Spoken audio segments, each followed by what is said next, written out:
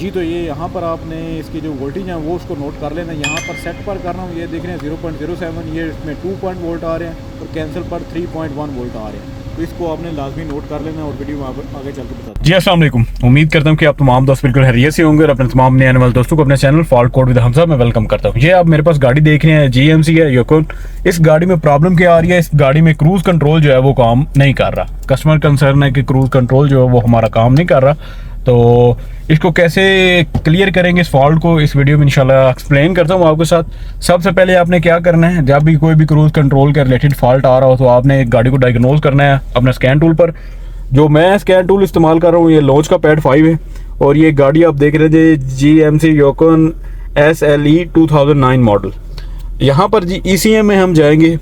अब कुछ चीज़ें होती हैं जो कि आपने बिल्कुल मिस नहीं करनी होती। उसमें जो लाइव डाटा होता है हर चीज़ का, हर सेंसर का, हर चीज़ का, वो आपने लाजमी ध्यान से रखना है। लेकिन इसमें मैं आपको चेक कराऊंगा, यहाँ पर लाइट ऑन हो रही है, ये आप देखेंगे लाइट ऑन हो रही है। लेकिन ये एक बात और, इसकी जो लाइट है इधर आती है, स्पीड की लाइट इधर आती है, वो एकदम से नहीं आ जाती। यानी यहाँ पर लगाने पर टोयोटा में ऐसा होता है कि यहाँ पर ऑन करने से उसकी क्रूज रेडी इधर लिखा हुआ आ जाता है, या फिर इधर लाइट आ जाती है जो है वो ग्रीन कलर की। इसमें ऐसा नहीं है, ये आप देखेंगे तो इसमें ऐसा नहीं है। इसमें गाड़ी चलती है फिर इसमें लाइट आती है। तो यहाँ पर मैं आपको पहले सबसे पहले जो इसकी चीज़ें हैं वो चेक कराऊंगा। आप यहाँ पर आप देखेंगे जी मैंने ECM में इसको डायग्नोज किया हुआ है और ECM में डायग्नोज करने के बाद इसका लाइव डाटा मैं चेक कर रहा हूँ। और लाइव डाटा में आप देखेंगे ये इसमें है जी क्रूज पावर टेक ऑफ। यहाँ से मैं ओके करूँगा इसको जी। यहाँ पर आपने क्या क्या चीज़ें चेक करनी है, क्रूज कंट्रोल एक्टिव, उसके बाद आपने चेक करना है जी ये क्रूज सेट को स्विच है, ये ऑफ का स्विच है। और यहाँ पर एक दो और है जी स्विच वगैरह आपने ये सिलेक्ट करने हैं ताकि आपको ये ब्रेक पैडल है, ब्रेक पैडल जो सिग्नल है ये उसका भी आपने लाजमी इसको सेलेक्ट करना है। ये जी चीज़ें, ये बाकी चीज़ें इररिलेवेंट है, ये हैं उसके साथ ही, लेकिन जो मेन चीज़ें हमने चेक करनी है वो ये है।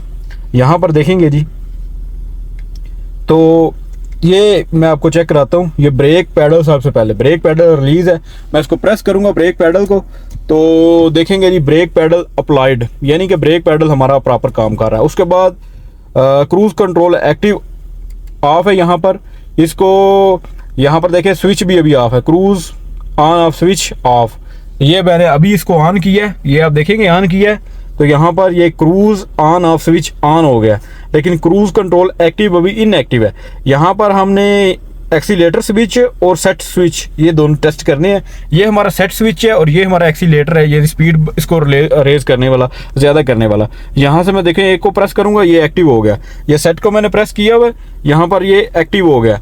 और यहाँ पर मैं दूसरा प्रेस करूँगा तो यहाँ पर देखें ये ऊपर वाला भी हमारा एक्टिव हो गया था, ये वाला रेस वाला भी हमारा एक्टिव हो गया था। यानी कि इसमें ये तीनों स्विच प्रॉपर काम आ रहे हैं। इसकी मैं आपको स्प्लाइस भी चेक कराऊंगा, इसको दबाने से कितने कितने वोल्ट आते हैं, क्योंकि मैंने इसको खोला हुआ था तो वो मैं इस वजह से आपको वो भी चेक करा देता हूँ। लेकिन क्या वजह क्या आ रही है वो आपको साथ शेयर करता हूँ। देखिए अभी स्विच ऑन है इसका, ये मैं आपको चेक कराता हूँ। जैसे थोड़ा सा स्टीयरिंग इसको मैं देखिए ऑफ हो गया, हालांकि लाइट इधर ऑन है लेकिन इसमें सिग्नल ऑन ऑफ जाता रहा। देखें अभी ऑन है, थोड़ा सा स्टीयरिंग मैं ऐसे करूँगा वो ऑफ हो जाएगा, ऑन ऑफ, यानी इसको प्रॉपर सिग्नल जो है यहाँ से इसको नहीं जा रहा।